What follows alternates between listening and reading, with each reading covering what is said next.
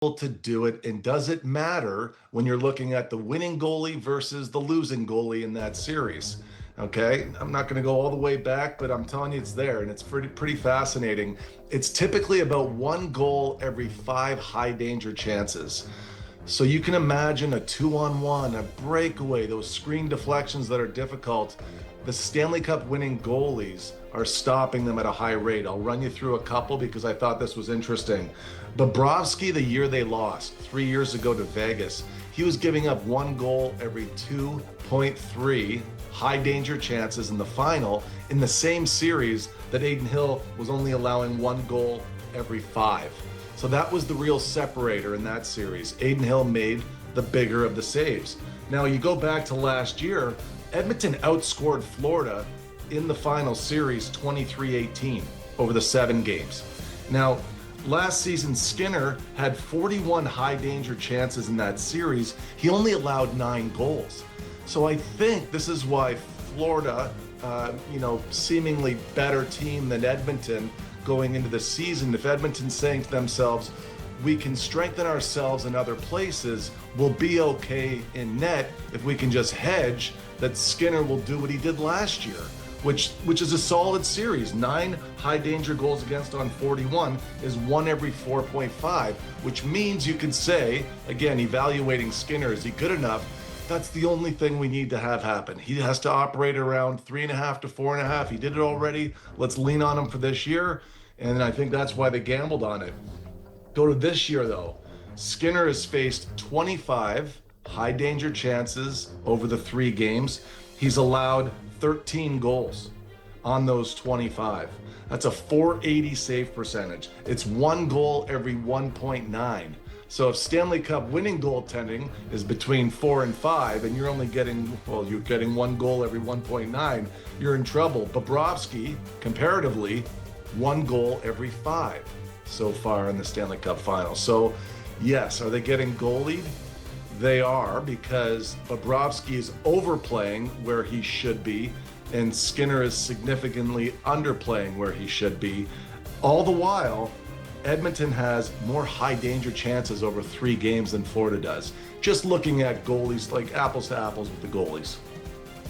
Do you believe that game by game, or I guess series long momentum exists, or is it kind of like fresh start for Skinner next game? We've seen him in these games be good in other situations. You never know what you're going to get. Are your numbers jeopardizing a start for him next game? They are, because of the way it looks. Go from the goals last night from 5 all the way up to 1. And goal number 5, Nurse is full of holes on that one. It's the PK goal. But you look at the east to west, and Florida has a book on him right now.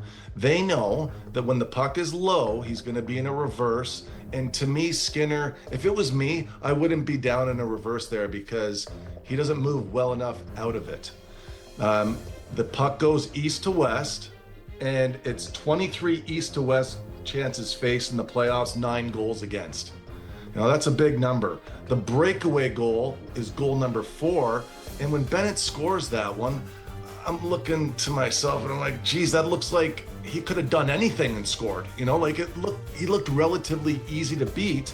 I looked up his numbers on breakaways and so far in the postseason. Skinner's faced 14 breakaways. He's allowed 8 goals, guys. 1 every 1.7. That's not a number you can win with. You need momentum changing saves, and you're not getting breakaway saves. It's going to hurt you. So east to west, breakaways. Goal number 2 I didn't like because of positioning. That's the Verhaeghe goal. And you look at positioning, and I think I mentioned this last week, he's got to back up in his crease a little bit. He's out too far for his lack of mobility, so when the puck ends up on Verhaeghe's stick, Verhaeghe looks up and he sees a goalie that's not there, that should be there, and the angle's off, his depth is off, and his squareness is off. And guys, you just can't make a save that way. You're sideways in your net, and short side high is exposed. So what I think he needs is a reset. We've seen him reset well. A reset would mean miss a game.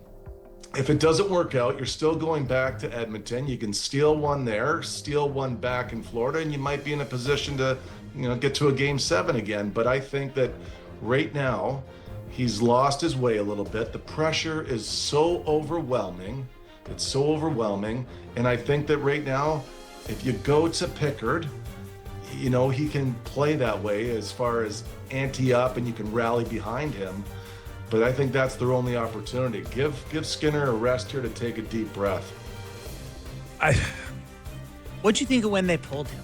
Yeah, I know the guys on the panel were talking about it in between periods, and I think it was Kelly Rudy that said, I'd leave him in there to battle. But are you still in it? Are you still in it? I'm at DeBoer. 4-1? At like 2 or 3 Right? in that game, I'd have been Would you like, have okay. pulled them after 40 minutes? Would you have pulled them and not get to that next goal? Yeah, yes.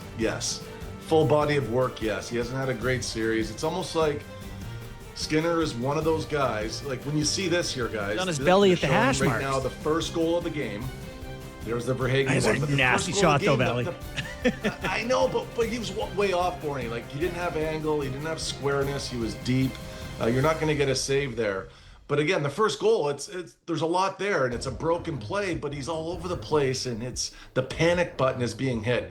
When a goalie has a game that they're not happy with, it's mostly because they abandoned their game, their style. They didn't play with their stuff.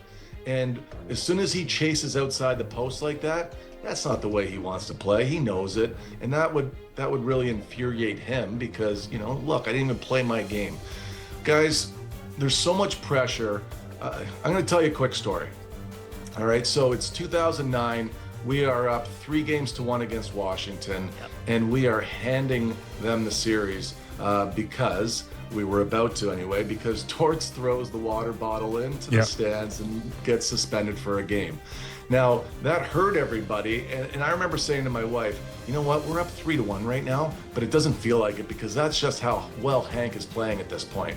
So now Torts is not our coach behind the bench because of the incident, and I go into game 5, halfway through the game, I finish it. I go through at halfway point of game 6 and I finish it. And now we're playing game 7 in Washington. And you'll get a kick out of this, Kipper, because it's Rammer, our trainer. In, Jim Ramsey. Jim Ramsey comes up to me before, probably 30 seconds before warm-ups. I'm just about to put my helmet on. And he goes, Valley, come over here. And he opens up the training room a crack and he goes, Hank's not good. You're playing. And I was like, whoa, Rammer. Are you serious? Like, I might have just crapped my pants.